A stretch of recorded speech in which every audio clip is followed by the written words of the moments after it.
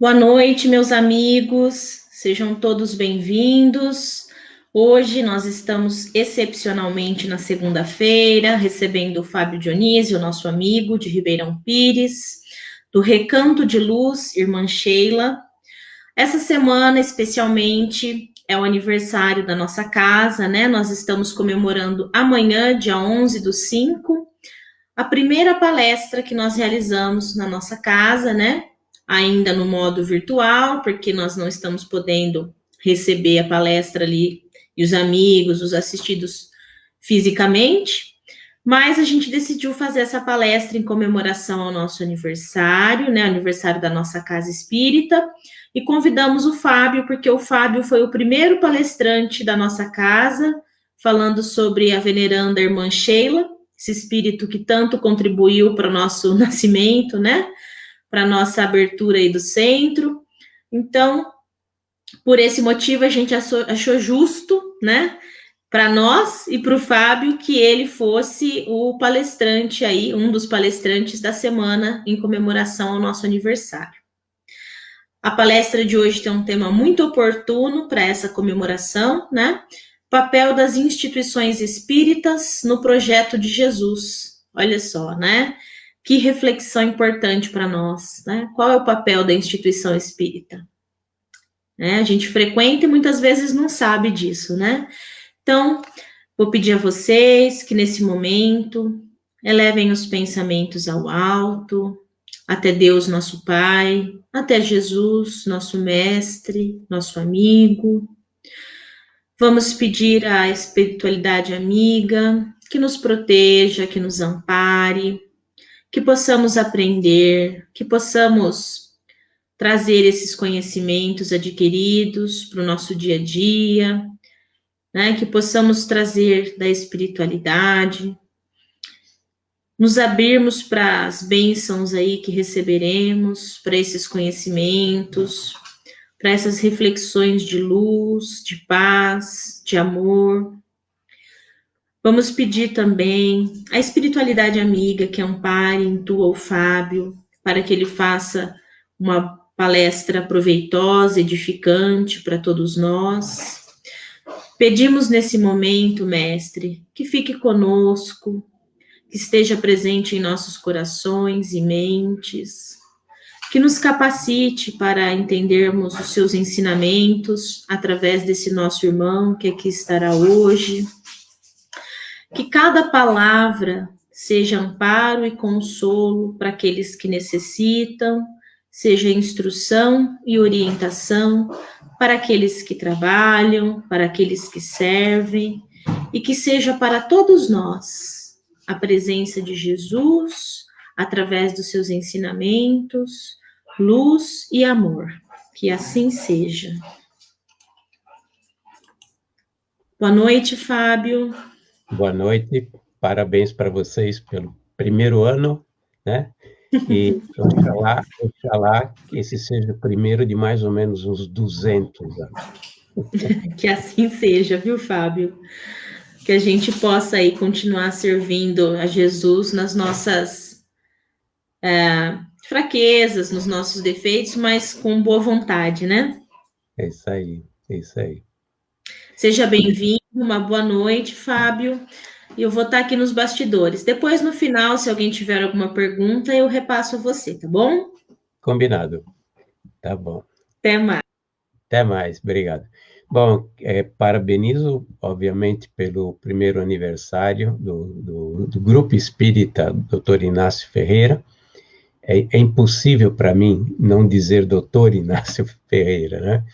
E o objetivo é falarmos um pouquinho a respeito do papel da instituição espírita e, óbvio, nós espíritas nesse projeto de Jesus, nesse projeto que é muito maior do que a gente possa imaginar. Que projeto é esse?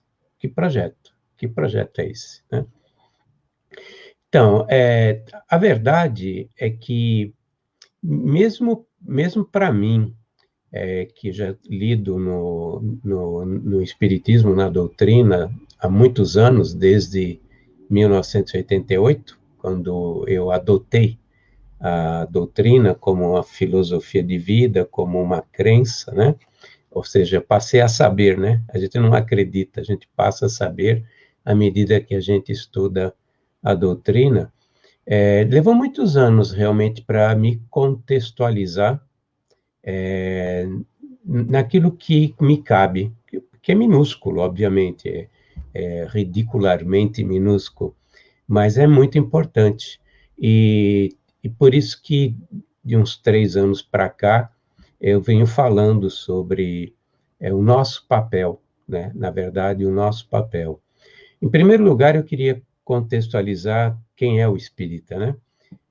A maioria das vezes, na maioria das vezes, a gente não pode generalizar, mas na maioria das vezes, nós somos espíritos altamente devedores e que, por uma bênção divina, por uma misericórdia do Pai, e principalmente pela bondade da espiritualidade de luz, eles nos aceitaram para trabalhar aqui na Terra junto com eles, né? Como instrumentos da espiritualidade aqui na Terra. Em vez de espiarmos amargamente as nossas faltas, nós tivemos a oportunidade de ser encaixado naquilo que Pedro disse, né? Lá está lá na primeira carta de Pedro, no capítulo 4, no primeiro versículo, né? Que o amor apaga a multidão dos pecados, né? Que, na verdade, é uma citação muito mais antiga, porque a gente encontra em Provérbios, lá no Antigo Testamento, que o amor apaga todas as transgressões. Então, existem duas maneiras de a gente lidar com as coisas erradas que nós fizemos no passado, né? Existe a maneira dolorosa de cair a ficha de que nós fizemos alguma coisa de errado e aceitarmos que fizemos alguma coisa de errado, e nós temos as expiações nesse caso. Mas também tem outra via, que é a via do amor, ou a via da caridade, que é uma forma de compensar aquilo que nós fizemos no passado. Em primeiro lugar, eu não acredito em punição, eu acredito sim na necessidade da reharmonização. Os resgates, na realidade, são reharmonizações com aquilo que nós fizemos de errado. Está lá na doutrina. Hoje, por acaso, né, entre aspas, por acaso, estava lendo o livro, um dos livros do Hermínio Corrêa de Miranda, e ele fala, inclusive, sobre isso, né? Ele cita ali a mesma coisa que eu acabei de dizer. Nós, na realidade, somos convidados a consertar aquilo que nós desajustamos, né? O universo na realidade, regido pela lei do amor, e a lei do amor é uma lei de harmonia. Harmonia entre tudo e entre todos. E toda vez que a gente cria uma perturbação dessa harmonia, nós é que somos, nós temos a obrigação de reharmonizar, reconsertar, acertar os ponteiros. E nós espíritas, muitos de nós, eu diria que a esmagadora maioria, foram indivíduos, foram espíritos que fizeram muita coisa errada no passado, inclusive dentro da própria Igreja Católica, né? Muitos de nós, principalmente dirigentes, pessoas que estão ligadas a cargos diretivos, cometeram muitas coisas erradas no passado e estão aqui para que, através do amor, resgatem as suas falhas, né? E possam contribuir no projeto de Jesus, né? Que, na realidade, esse convite já tinha vindo antes, que era durante a fase da própria igreja, para aqueles que passaram pela Igreja Católica, né? Cada um de nós tem um papel. E nesse processo, a gente veio para o Brasil, o Espiritismo se encontra no Brasil, temos algumas ilhotas em alguns outros países, mas eles são grupos ainda muito pequenos comparado com o grupo espírita aqui no Brasil. E aqui no Brasil tem um motivo pela qual nós estamos aqui, né? E é um pouco sobre isso que eu queria comentar. Vocês sabem, muitos de vocês, obviamente, tiveram muito contato com a história do cristianismo, E vocês sabem que Jesus e a ordem crística a que ele pertence, está lá no caminho, a caminho da luz, de Emmanuel, com o Chico, deliberou que, na realidade, há 2000 anos atrás, Jesus encarnasse. Ele nunca reencarnou, ele encarnou aqui na Terra, né? O Verbo divino que se fez, na realidade, homem, né? O Filho de Deus, como nós todos somos filhos de Deus, que é responsável pelo planeta Terra, ele reencarnou, né? Vocês também sabem, do mesmo livro que eu acabei de citar, A Caminho da Luz, de Emmanuel, que há uns 4,7, 4,8 bilhões de anos atrás, quando se deliberou a formação do Sistema Solar e todos os seus planetas, né? Da estrela foi liberada uma nebulosa que depois se condensaria ao processo de esfriamento e se transformaria no planeta Terra. E numa reunião citada por Emmanuel, Jesus Cristo foi convocado para ser o governador espiritual desse planeta que estava iniciando o seu caminho. E 2000 anos atrás, numa segunda reunião crística a respeito do planeta Terra, foi decidido que Jesus encarnaria para trazer a segunda revelação, que nós chamamos de segunda revelação, que é a lei do amor, né? A primeira revelação que veio com Moisés, que Moisés foi um médium fabuloso, né? Foi um grande médium, e ele trouxe a primeira revelação. Ele foi instrumento da espiritualidade para trazer a lei da justiça, que é a primeira revelação, né? E depois Jesus tomou a decisão de vir ele pessoalmente há 2000 anos atrás, e ele trouxe a segunda revelação, que é a lei do amor. E aonde isso aconteceu? Aconteceu no povo hebreu, nos judeus, porque eles já eram monoteístas, eles já tinham recebido a primeira revelação e eles estavam mais aptos a receberem a segunda revelação. Foi uma tragédia, mas muitos conseguiram, apesar de todos aqueles problemas que aconteceram na Palestina, seguiram, na realidade, os ensinamentos de Jesus e receberam a boa nova, né? Os seus apóstolos, os discípulos, e assim se iniciou um grande processo que era, eu considero, a maior revolução que um homem conseguiu realizar aqui no planeta Terra, que foi Jesus, né? Nós somos 2 bilhões, mais ou menos 2 bilhões de espíritos que seguem Cristo, né?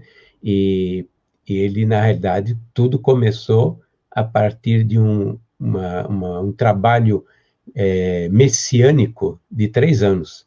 Ele, na realidade, durante 3 anos, ele fez o seu ministério, depois ele foi crucificado. A Palestina tinha sido escolhida para receber a segunda revelação dentro do povo judeu, porque eles estavam mais aptos a entenderem, a receberem a boa nova, né? Mas a coisa desandou, né?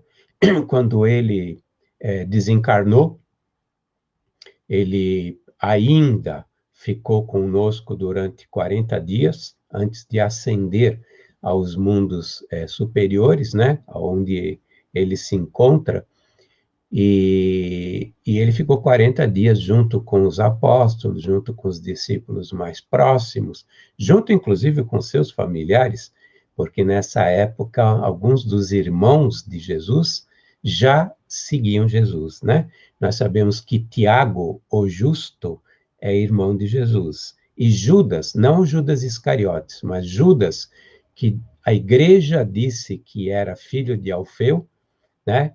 Assim como Tiago, na verdade, os dois foram filhos de Maria, né? Eram, desculpe, filhos de José, filho do pai de Jesus. E eles já estavam seguindo. Depois ele vai para o mundo em que ele se encontra, e mesmo assim, ele convoca João no ano de 93, 95, e passa, na realidade, o Apocalipse, passa, na realidade, as profecias do que viria a acontecer, né? E também passa aquelas 7 famosas cartas à igreja, às igrejas. Não eram 7, porque já eram muito mais nessa época, mas há um simbolismo, né? As 7 igrejas representam 7 momentos do movimento cristão, a partir daquele momento até o advento do mundo de transição, né? Até o momento em que ele disse que viria para julgar e separar as ovelhas dos cabritos, que a igreja colocou como juízo final. Mas nós sabemos que se trata da transição de um mundo de provas de expiação para um mundo de regeneração. E nós estamos nesse curso, nós estamos exatamente nessa fase de transição.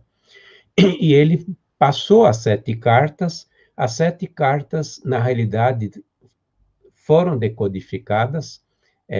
Nós temos Carbachútil, que tem um livro fabuloso a respeito do estudo do Apocalipse de João. Nós temos muitas coisas colocadas por Emmanuel, A Caminho da Luz, a respeito do Apocalipse. E também temos um livro que é baseado no Espiritismo, que é de minha autoria, em que nós falamos a respeito desses 7 grandes períodos do cristianismo.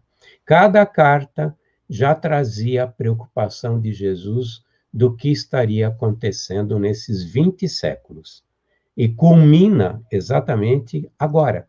Culmina com essa fase que a gente está vivendo, né? Que a gente está vivendo.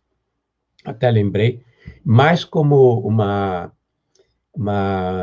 demonstração do meu afeto pelo pessoal de Matão, que a gente tem eu vou à região, participo, inclusive, muito em São Carlos, de palestras, de Araraquara, isso antes da pandemia, mas tudo começou em Matão através da minha relação com o pessoal lá do Clarim, e lá tem um artigo que foi publicado por mim, que se chama A Igreja de Laodiceia. A Igreja de Laodiceia é a última carta de Jesus, e que é para nós, para o movimento espiritualista, né? Mas voltando, nessa época do Apocalipse, que na realidade o Apocalipse vem de uma palavra grega cujo significado é revelação, tanto que os protestantes chamam de o livro das revelações, né? E nós chamamos de Apocalipse, mas tem o mesmo sentido. Ele já citaria, na realidade, o que estaria acontecendo no movimento cristão, que nessa época já existia, né? Desde 54 depois de Cristo, quando Lucas disse que nós éramos seguidores de Cristo, por isso deveríamos nos chamar de cristãos, foi que começou o movimento cristão como nós o conhecemos, né? Nesse movimento, nessas cartas, a primeira carta, que é exatamente para a igreja de Éfeso, ele comenta que a igreja de Éfeso, fala para João, vai ao espírito da igreja de Éfeso e ele diga, que está entregando essa carta, né? E ele disse, faze obras, mas perdestes o primeiro amor.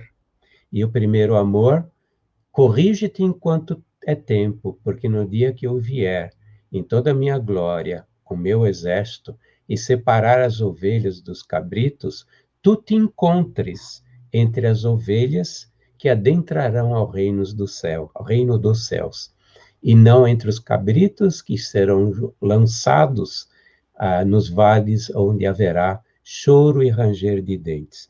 O que era esse primeiro amor? Esse primeiro amor era a caridade.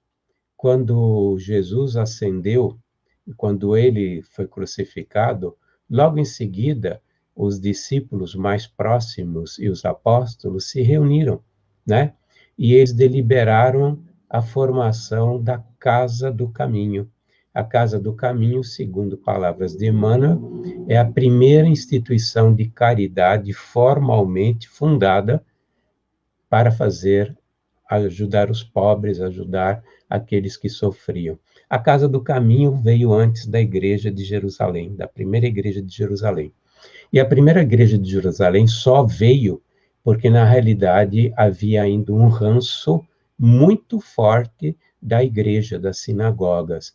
E Tiago Justo, que foi escolhido para ser o primeiro responsável pela primeira igreja, que é a igreja de Jerusalém, ele era extremamente judeu e ele era muito tradicional, uma pessoa fantástica, né? Por isso que ele recebeu a alcunha de justo, mas ele era extremamente rígido e ele, na realidade, se aproximou muito dos judeus, para convertê-los, mas se aproximou muito dos judeus. Então, o primeiro amor foi a Casa do Caminho, que foi fundada por João, Tiago e Pedro, né? Só que na época de João já não existia mais a Casa do Caminho e já havia um movimento de transformação numa verdadeira igreja, com clero, com hierarquia, já se namorava o poder temporal, a riqueza e assim por diante. Então ele falou: não esqueça que o importante é o primeiro amor, e o primeiro amor é a mensagem dele, caridade, né, que é sinônimo, né, a virtude irmã do amor, segundo, inclusive, nós aprendemos com a primeira carta aos Coríntios, né, no capítulo 13, lá, os primeiros 13 versículos de Paulo, o apóstolo dos gentios, né, os apóstolos dos gentios.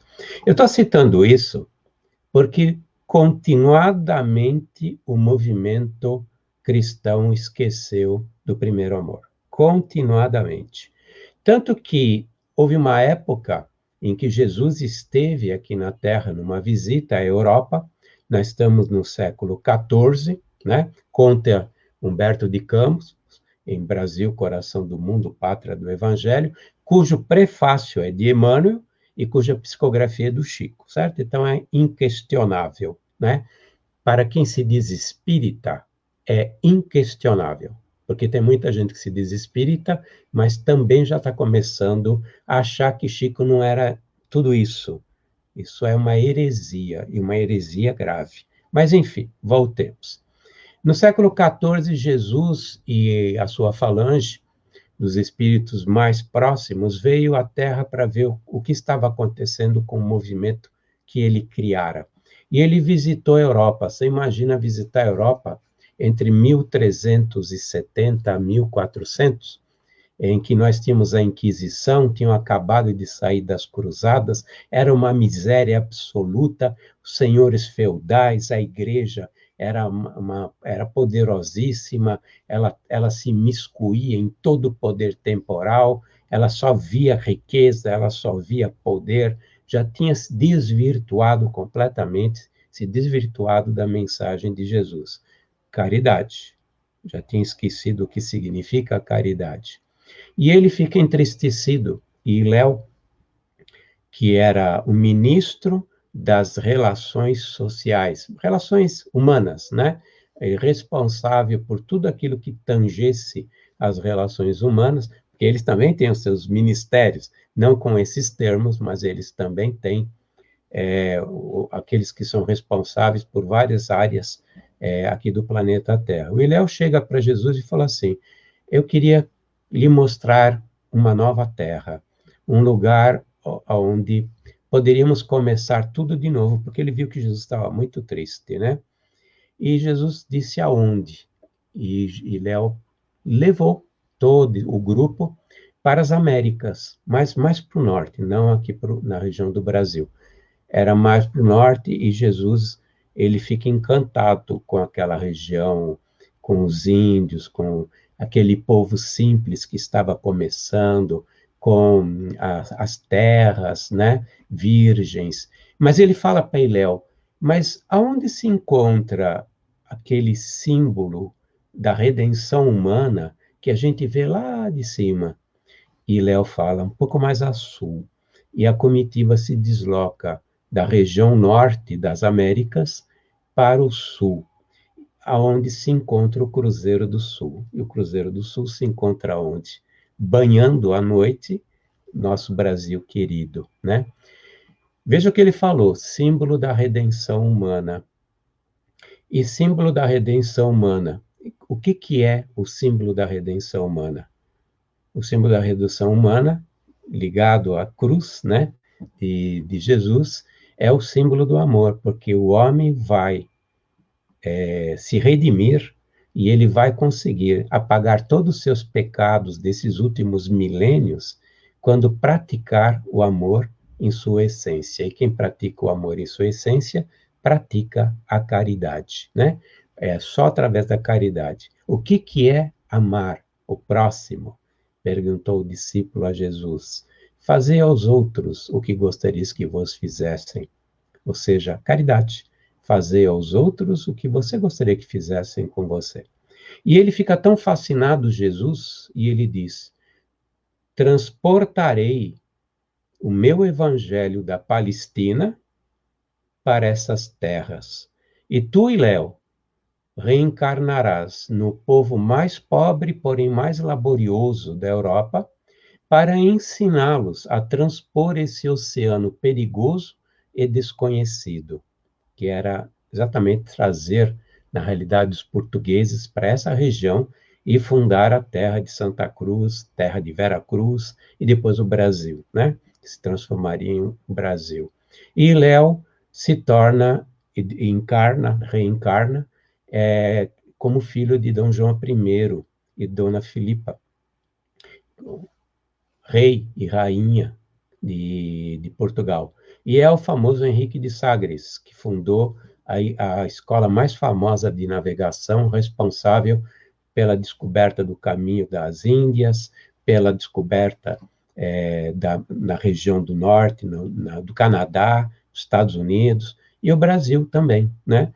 Brasil. Diz o Humberto de Campos, o irmão X, que Pedro Álvares Cabral já tinha noções da existência dessas terras, porque Léo, como Henrique de Sagres, deixou esboços, ele já intuitivamente já deixou esboços da existência de terras do outro lado do Atlântico, né? E muitos daqueles que navegaram e descobriram esses países, essas terras, que encontraram essas terras, já conheciam esses esboços. E Léo depois desencarna, ele encarnou em 1395, por aí, 1376. E depois ele desencarna em 1430 e retorna à falange de Jesus, né? Antes mesmo de Pedro Álvares Cabral chegar aqui. E conta Humberto que Pedro Álvares, a caminho das Índias para buscar as especiarias, mais um carregamento de especiarias, e à noite ele tinha sonhos, pesadelos, e ele se desviou e acabou vindo para o Brasil. E quem criava esses sonhos, quem o levava a mudar de rota, porque ele mudou de rota, foi Léo, já desencarnado, né, que tinha retornado à falange. Por quê? Porque Jesus tinha dito que aqui seria implantado o Evangelho, que ele traria o Evangelho, e que nós seríamos, quando ele desencarnou e foi descoberto, desculpe o termo, né, mas chegou-se aqui em 22. Eu vou falar essa data porque a escola suprimiu essa data e não se encontram mais nos livros textos de história. Dia 22 de abril do ano de 1500, Pedro Álvares Cabral aportou mais ou menos na região da Cabralha ou Porto Seguro, não se sabe ao certo, 22 de abril, iniciou o projeto de Jesus para esse país. Por isso a gente não deveria ter vergonha de escrever nos livros que 22 de abril foi o início do projeto de Jesus para esse país. Ao invés de fazer proselismo, fazer uma série de bobagens que são ditas, e se foi suprimido dos livros de história, o descobrimento do Brasil, né?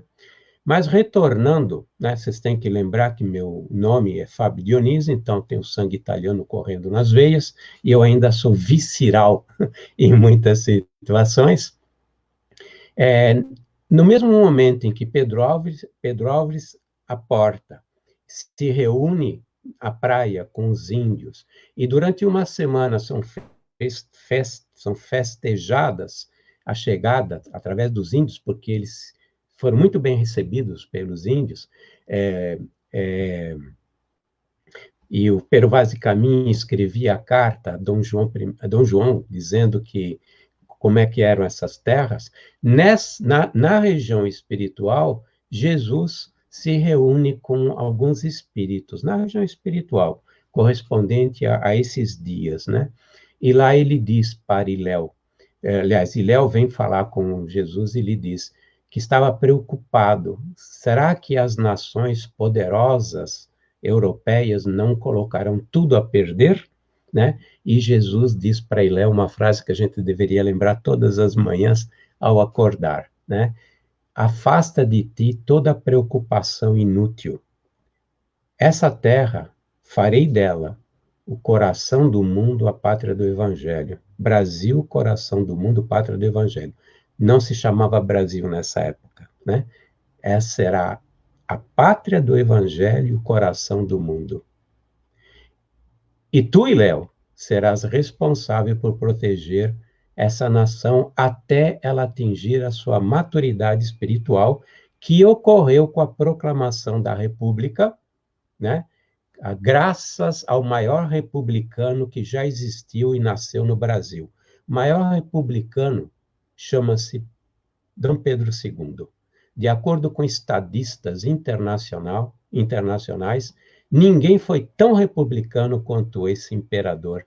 E foi graças a ele que chegou a República aqui no Brasil. Num golpe, porque ele foi traído, e foi dito a ele que seria traído pelo Marechal Deodoro da Fonseca.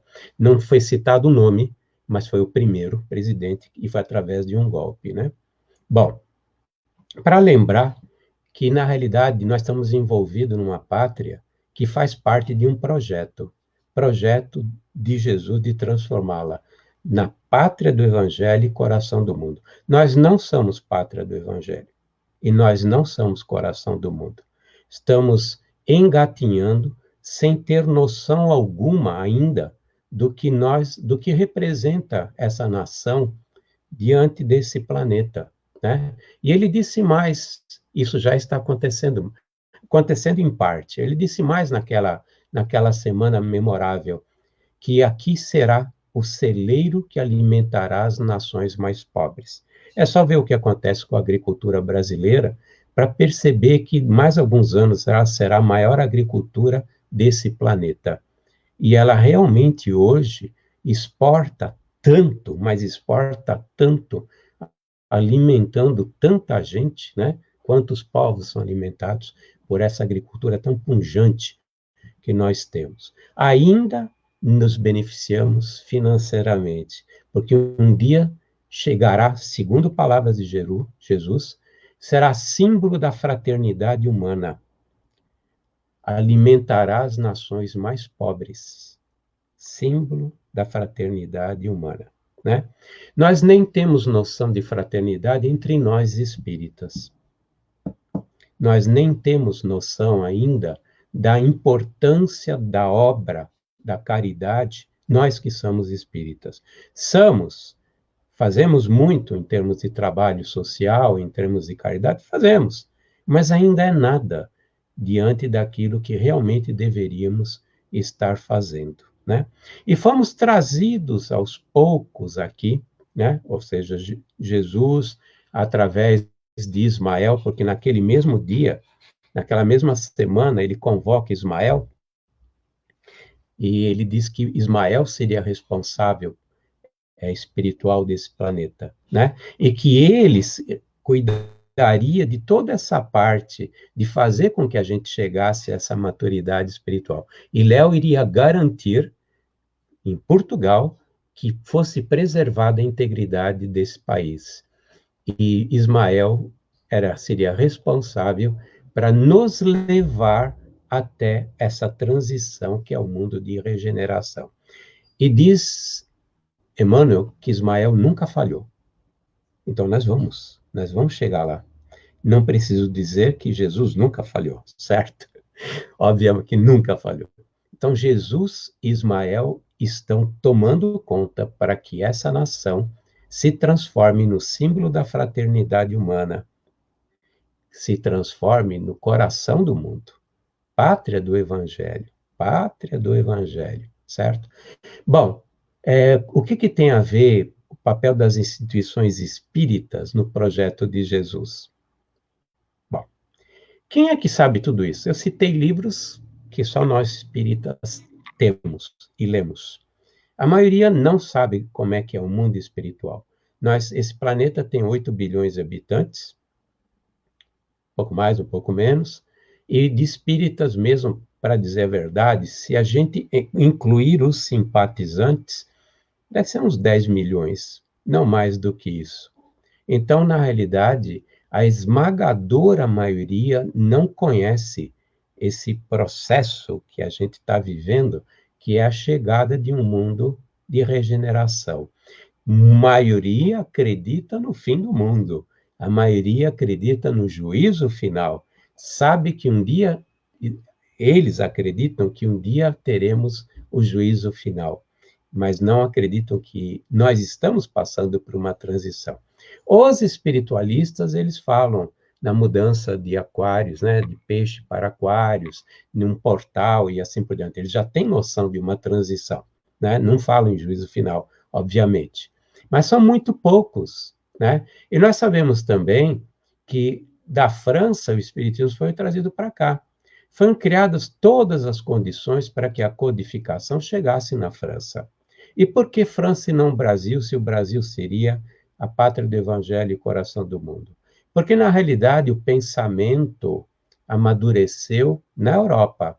A capacidade do homem discernir toda a parte filosófica, toda a parte das mudanças estruturais, políticas, religiosas, e em todos os sentidos, do saber, até a parte da economia, se bem que Adam Smith, na realidade, é americano, né?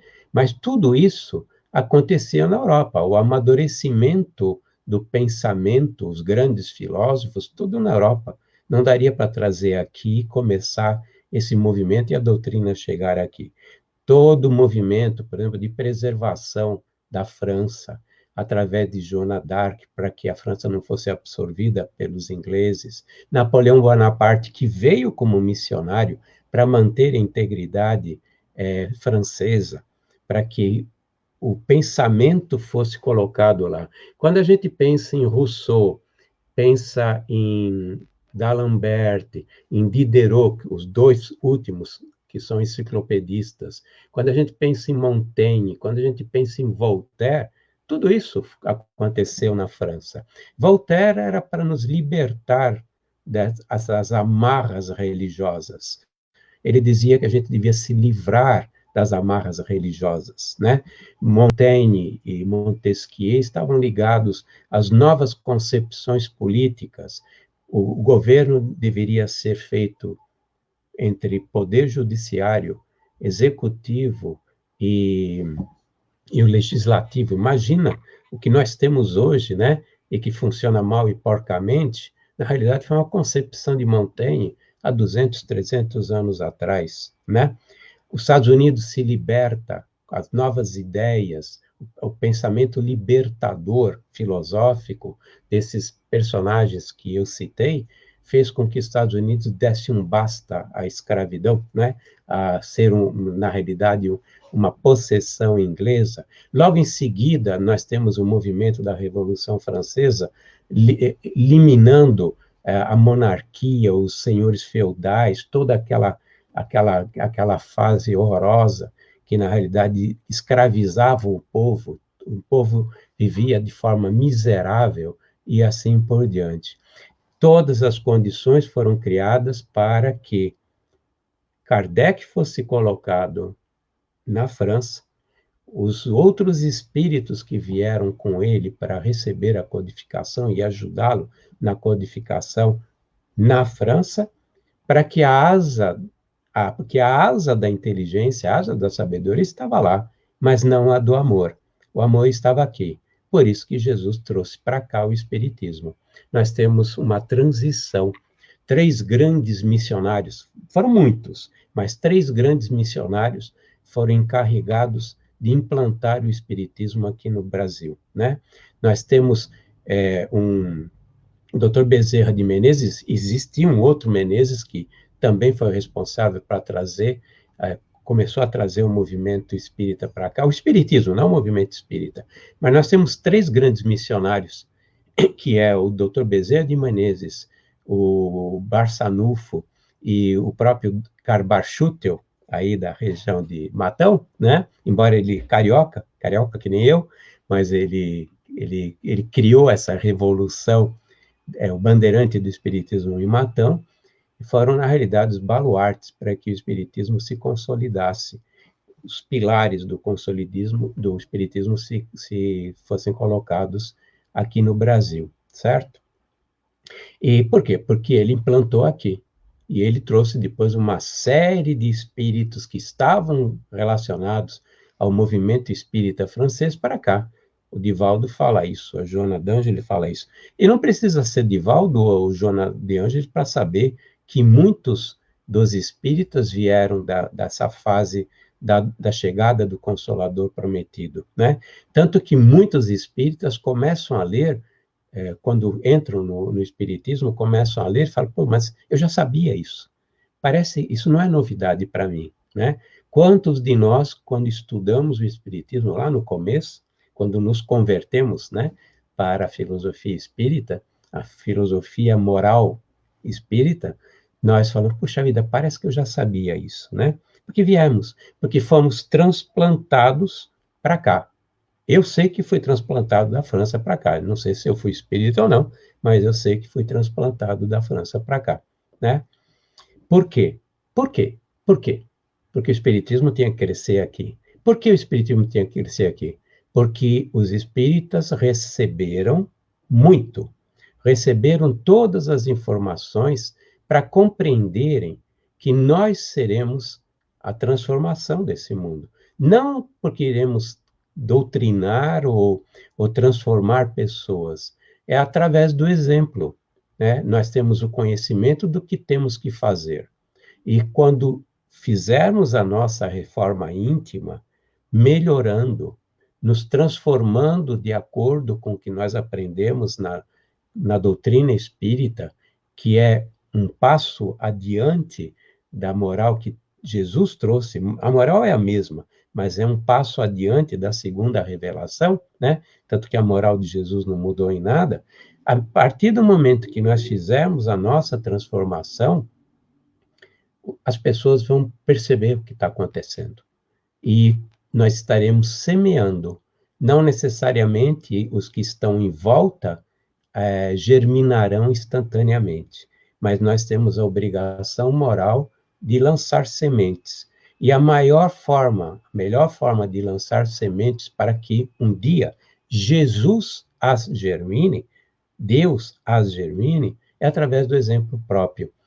O Mahatma Gandhi, muito sabiamente, ele disse, quer ser você a transformação do mundo? Seja você a transformação. Transforme-se primeiro, né?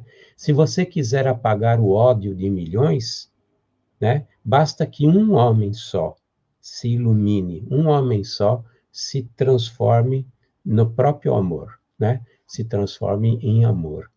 Então, nós temos que realizar e participar desse projeto de Jesus, que é a transformação que carece o planeta Terra, para que ele possa entrar no mundo de regeneração, né?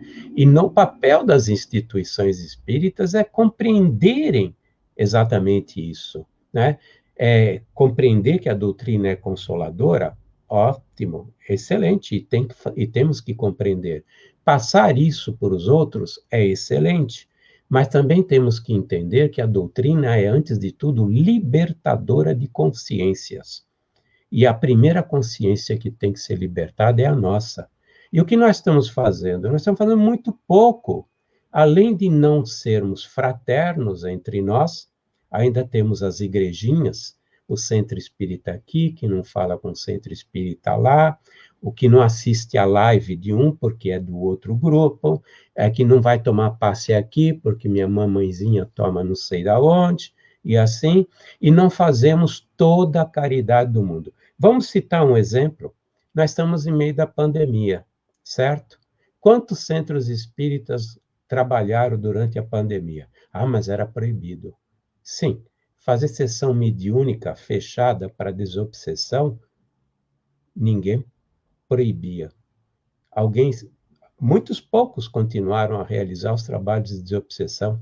No momento em que as trevas, de acordo com a espiritualidade, está deitando e rolando, porque nós nos fechamos, nós nos apagamos. Inclusive, eu vi isso do nosso benfeitor aqui no Recanto e Luz e tomei uma chamada. Falei assim, vocês estão fazendo exatamente o que as trevas querem. Cruzaram os braços. E eles puderam também cruzar os braços porque vocês estão fazendo tudo aquilo que eles querem que faça, né? Nós fechamos as instituições e paramos as atividades. Aulas online, por que não pode dar aulas online? Por que não pode fazer grupos fechados, não presenciais? Na maior parte da pandemia, podia. A gente se reunir e fazer sessões de desobsessão num momento em que a espiritualidade trevosa está deitando e rolando, no momento em que as pessoas estão entrando em estado, ou já entraram em estado de depressão profunda, e de acordo com os médicos espíritas, né, da própria AME, Associação Médica Espírita, 70% dos casos de transtornos de personalidade e de ordem mental estão atrelados, 70% têm obsessão atrelada. Por que não fazer uma série de atividades? Não, nós muitos acabamos fechando as portas e estamos em casa, muito comodamente, numa zona de conforto danada, né? Agora, estamos indo para os estertores, mais alguns meses isso volta, né? Mas o que nós fizemos foi exatamente não entender esse projeto de Jesus, que é a transformação nossa, e a transformação nossa é a transformação individual para que a gente se torne melhor, a gente compreenda que a primeira casa de instituição de caridade criada surgiu antes da igreja, que foi a casa do caminho. Por que será? Por que será? E compreender que nós fazemos obras, mas são muito poucas. Jesus disse na última carta para Laodiceia que, de acordo com Karbar Schutel, para nós, né, Karbar Schutel, né, que esteve aí, ele diz que a carta diz o seguinte: Tu és morna. Falava para a igreja, que igreja? Nós, né, porque era para o movimento espiritualista. Tu és morna. Antes fosse quente ou fosse fria, mas tu és morna, quase sem obras. Corrige-te enquanto é tempo, para que no dia que eu vier separar as ovelhas dos cabritos, te encontre entre as ovelhas, que adentrarão ao reino dos céus, e não entre os cabritos, que serão lançados nos vales de choro e ranger de dentes. Nós precisamos fazer uma reflexão como centros espíritas. Antes da pandemia já acontecia isso. Na pandemia recrudesceu. Como será que nós voltaremos? Participando do projeto de Jesus, compreendendo qual é esse projeto de Jesus e entendendo que nós fazemos parte desse projeto como soldados que, por misericórdia divina, foram incluídos no rol dos espíritas para poder apagar a sua multidão dos pecados, para compreender que, através da ferramenta que ele tem, que são nossas mãos, que mais poderiam compreender a mensagem dele, da segunda e da terceira revelação, que elas sejam operosas, laboriosas e não inoperantes, como acontece na maioria dos centros espíritas. Muito obrigado pela oportunidade. Essa bronca é principalmente para mim, porque eu a recebi. E eu compartilho com meus amigos para que não cometam o mesmo erro que eu andei cometendo. Muito obrigado. Excelente, Fábio.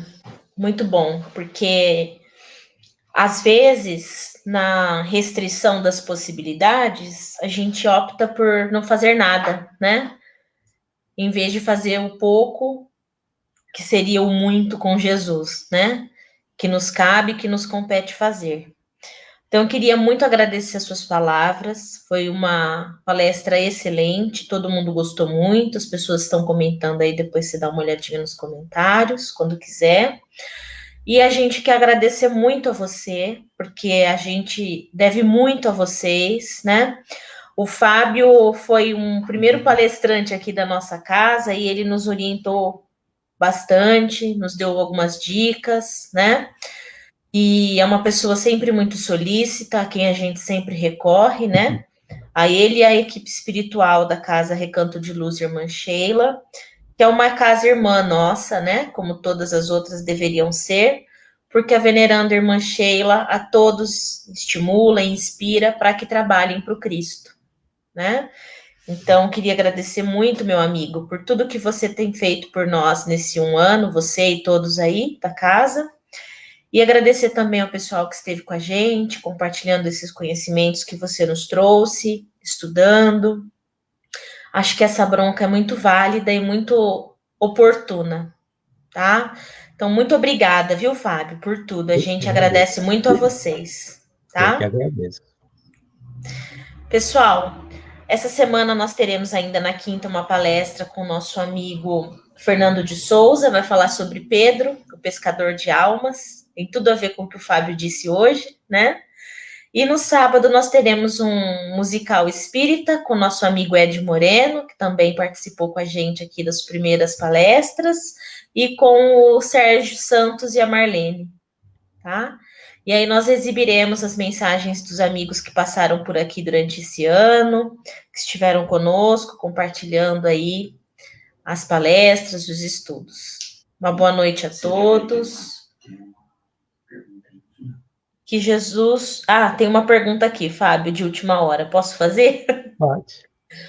O que é e como o movimento espírita deve fazer para sair do igrejismo e assumir definitivamente um papel social, inclusive aquele abordado por Allan Kardec? Primeiro lugar, desculpe eu falar, né? Porque na realidade quem sou eu para dizer? Primeiro lugar, nós temos que voltar a colocar Jesus dentro da casa espírita. Começa por aí. Segundo lugar, estudar as obras básicas de Kardec e as obras de Chico. Nós temos que estudar muito para compreender, entender na realidade tudo isso que a pergunta, na realidade, que é, na realidade, uma afirmação, né? Nós É, temos que voltar a colocar Jesus. Jesus, o que que é? É o amor, é a caridade. Primeiro ponto, amor e caridade dentro da casa espírita. Segundo ponto, entender Kardec e entender Chico, porque aí a gente vai perceber quantas coisas erradas nós estamos fazendo, os igrejismos, aquelas coisas todas aí que foram citadas. a palestra por si só já é uma resposta a tudo isso, né?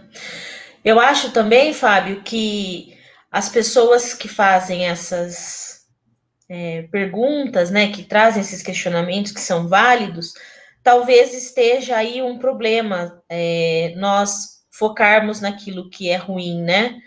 Poderíamos também trabalhar o amor, trabalhar a aceitação, porque aqueles que talvez não ajam da forma como nós acharíamos o ideal, o espírita ideal, né?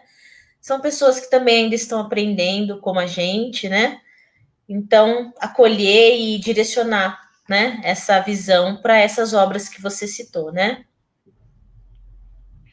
Pessoal, uma boa noite a todos, que Jesus abençoe. Obrigada mais uma vez, Eu que Fábio, pessoal do agradeço. Recanto de Luz, irmã Sheila. E durante a semana aí teremos mais, tá bom? Fiquem com Deus, que Jesus abençoe a todos. Tchau para vocês.